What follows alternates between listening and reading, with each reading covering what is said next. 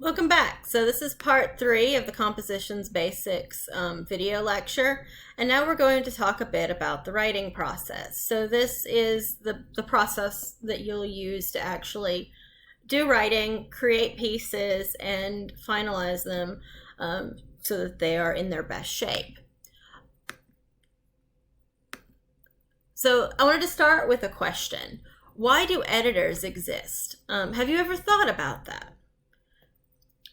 Professional writers are probably the one group on the entire planet that you would expect to have everything perfect, right? They're the ones you'd expect to have the writing already in place, to have all of the grammar and mechanics where it should be.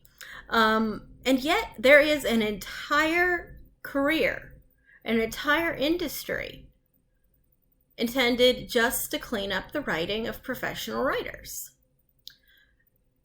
So that either means that professional writers are really bad at their jobs, or that no one is perfect at being able to identify everything that needs to improve on writing 100% of the time. And I tend to think it's the latter, because professional writers often are very good at their job, but sometimes it takes a second set of eyes. Sometimes it takes other people's opinions to be able to get writing to the final form, and it definitely takes more than one draft, and it definitely takes more than one look at it. This might be a good place for me to briefly describe my experience with writing. I actually graduated from the School of Fine Arts in Birmingham in creative writing. I had published poetry and fiction and written a chapbook before I was 18. I was originally going to get my MFA in creative writing, and then I decided that I preferred academic writing and I preferred English teaching to actually being a writer. But I do still do a lot of writing. I'm a published scholar in Renaissance, early modern. I publish on Shakespeare and Marlowe, who are important figures in that period. I have other poetry and fiction that has been published. I've written blog articles. At least a couple years ago, I was, certified for search engine optimization. I do a lot of editing and writing in addition to teaching. So I wanted to say that so that you know that this is coming not just from someone who teaches this, but someone who's on the other side of it, someone who knows what writing is like and knows the challenges of it. And my first drafts are terrible, like everyone else's. And I often do need to look back at things another time. And I even do need another pair of eyes to help me clean things up. And that doesn't make me a bad writer. It just means that that's how writing works. So the first draft is pretty much never the final draft. Many people make the mistake of viewing writing as one and done. So in other words, they'll start the first line of a piece of writing, right, until they feel like that they're at the end, and then it's done. And that's really not the most effective or easiest way to write. It's a good pre-writing technique, but what ends up happening is you end up with something that is very stream of consciousness and isn't very well organized. And you often, you get to the end of that paragraph and you're not even really sure what you said. So it helps to kind of go back and look at it again. So good writing is a process. You aren't going to be able to get everything right the first time. No one can. There are way too many moving parts. You have to think about context. You have to think of structure, grammar, style, transitions, and your brain can't do all of it at one time. I wish it could, but it can't. So it helps to break it into pieces and focus on one part of the bigger picture in each piece. It is normal to need to do multiple drafts. And like with essays and paragraphs, there are 3 big steps. And so your beginning is your pre-writing. That's when you're getting ideas. The middle is the drafting, and by drafting, we actually mean putting pen to paper or putting your fingers on the keyboard and typing or writing that first draft. And the end is when you look back at what you've written and you evaluate it and then make changes and then finally clean it up.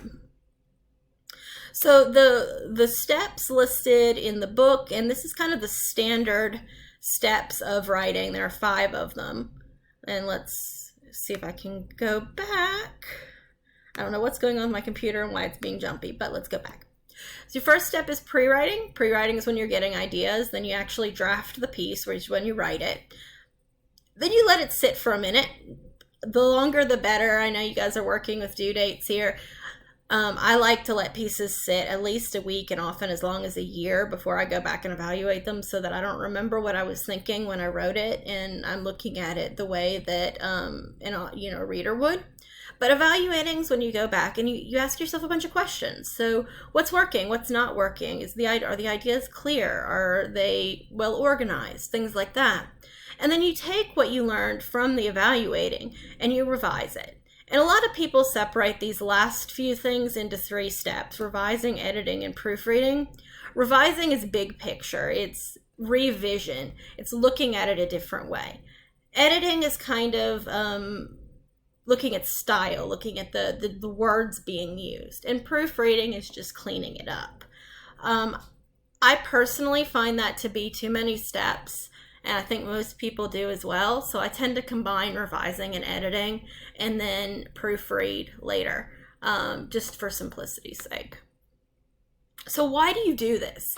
Why do we pre-write? Why do we have these steps? Well, it helps us to generate ideas. It helps us to organize our thoughts, to form connections and see relationships. It really does make the writing process easier, because instead of trying to do everything at once, you're breaking it into pieces.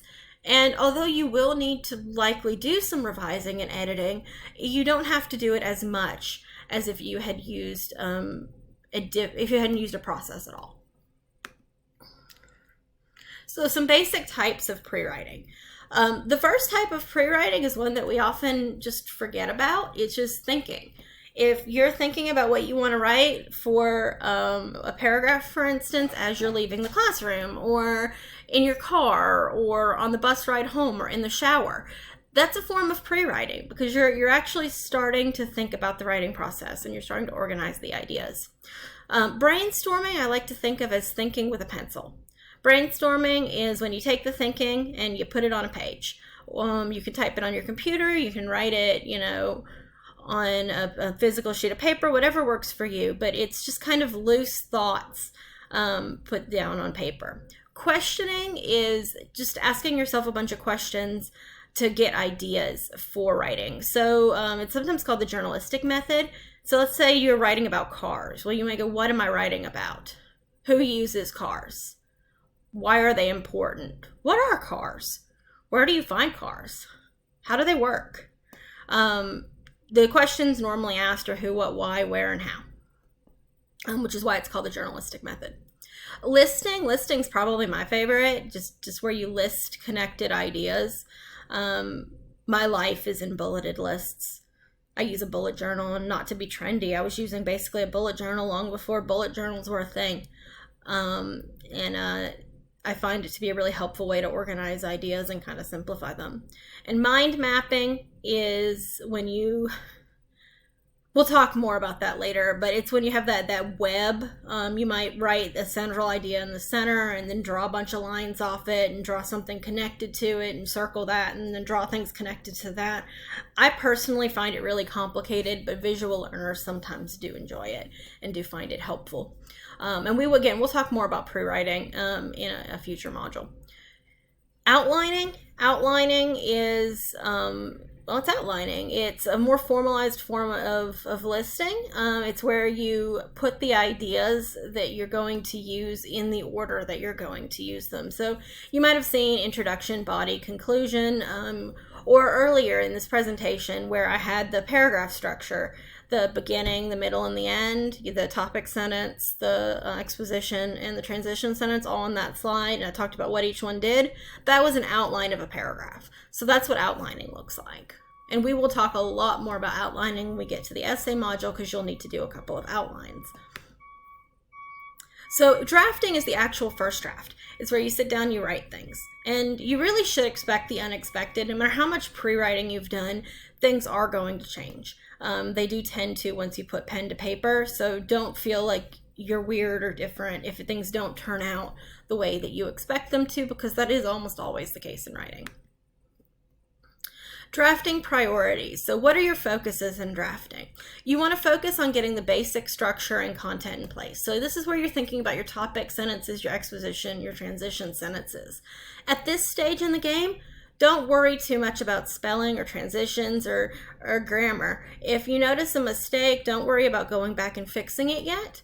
You will want to fix it later, but just keep getting your ideas down so that you don't stop doing what you're thinking about this to focus on this.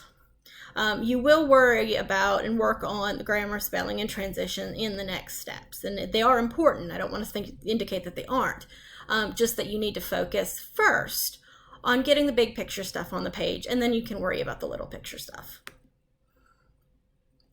So first drafts are never perfect, which is why we have the evaluating step. So a reverse outline in essays is a really common technique. You can use it in paragraphs, but it's not as useful. Reverse outline is basically where you look at what you've written and you make an outline from what you've written. It's a really good tool to evaluate what you've done. Asking questions in paragraphs probably is a little easier. So you want to just kind of ask things like, does my paragraph make sense? Is it organized logically? Do I have a clear topic that I address throughout the paragraph? And am I effectively attracting my reader's interest? Revising and editing is where you address the opportunities from the evaluating step. It's also where you apply feedback from a professor or peers or from what you've determined yourself. And you're trying to get the writing to near final form in this stage. So you're not quite focused on grammar at this point, but you're just short of that. I do often start doing some proofreading at this point, just because I've been doing it for so long. So if you want to combine revising, editing, and proofreading into one step, you can do that, or you can split them into 2 or 3, depending on what works for you. Proofreading and polishing, everyone makes typos. I have a mental collection of my favorite great typos, where someone typed something that was incorrect and it ended up creating a completely different meaning, but still a good meaning, still a fun meaning. One of my favorite is when people don't do this, but they type defiantly instead of definitely, because they're both the same part of speech. It works in the sentence. I definitely need to clean my room. I defiantly need to clean my room. And it just changes the meaning so much, and it's funny to me. A good tip is to read aloud for flow and mistakes. You want to fix grammar and mechanical, meaning punctuation errors at this point. You also want to adjust word choices. So sometimes you might not be able to think of the right word when you're drafting. This is when you clean it up and choose the best word.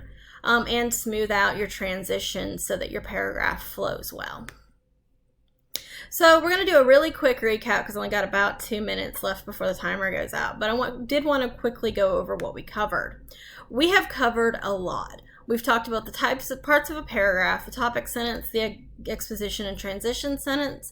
We've talked about what evidence is, the types of paragraphs, descriptive, narration, definition, classification, division, illustration, compare, contrast, cause and effect, persuasive, process, and analogy. And we've talked about all of the steps of the writing process, including pre-writing, drafting, evaluating, revision, and editing. So it's okay if you're a little overwhelmed by all of it. It is a lot of information. And this is just meant as an introduction. We will cover this in more detail later on, and I will help you to get a better handle on it if you're struggling with it now. If you have any questions, as always, feel free to shoot me an email, and I will be happy to talk more about it with you. That brings us to the end of the Composition Basics video lecture, and I look forward to reading your diagnostic paragraph soon.